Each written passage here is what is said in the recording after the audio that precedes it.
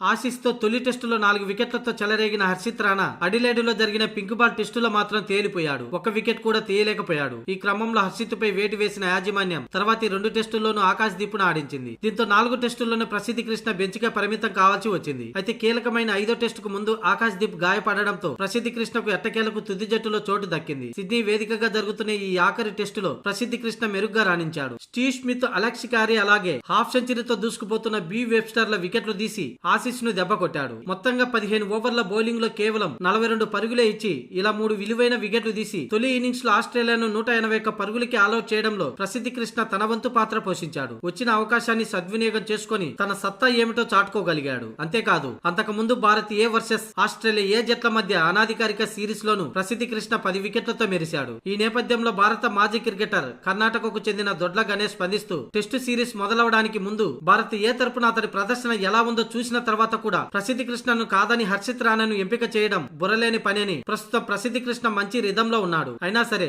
Series ఆరంభం నుంచి అతన్ని తుది జట్టులోకి తీసుకోకుండా మేనేజ్మెంట్ తప్పు చేసిందని దొడ్ల గణేష్ అన్నాడు. కాగా సిడ్నీ వేదికగా శుక్రవారం మొదలైన 5వ టెస్టులో టాస్ గెలిచిన భారత జట్టు తొలుత బ్యాటింగ్ చేసింది. తొలి ఇన్నింగ్స్ లో 185 పరుగులకి ఆల్అౌట్ అయింది. అనంతరం ఆసీస్ ను 181 పరుగులకే కుప్పకూల్చి 4 పరుగుల స్వల్ప ఆధిక్యం సంపాదించింది. ఇకపోతే రెండో రోజు ఆట ముగిసేసరికి 32 ఓవర్లలో 6 వికెట్ల నష్టానికి భారత్ 141 పరుగులు చేసింది. తొలి ఇన్నింగ్స్ తో కలుపుకొని ఆసీస్ కంటే 145 పరుగుల ఆధిక్యంలో నిలిచింది భారత్. ఒకవేళ భారత్ ఈ పిచ్చిపై మరో 100 పరుగులు చేసి టార్గెట్ గా 250 ఉంచితే టీమిండియా గెలిచే అవకాశాలు మెరుగ్గా ఉంటాయి.